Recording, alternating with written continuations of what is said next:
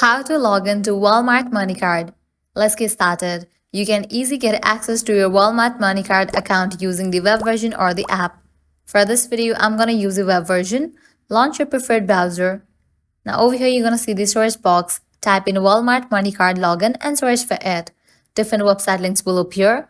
Navigate to this one website option, Walmart MoneyCard login, access your account. With that, you will be directed to the login page. Now from here, you can easily type in your credentials of Walmart MoneyCard and then get access to your account. So go ahead and fill this. Firstly, type in the online user ID, then type in the password.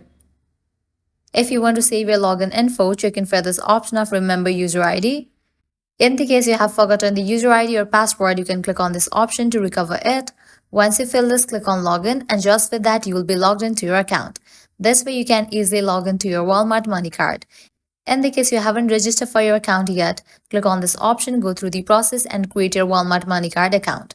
Well, that's a wrap for this video. At the end, if you guys find this video helpful, don't forget to like, share and subscribe to our channel. Thanks for watching.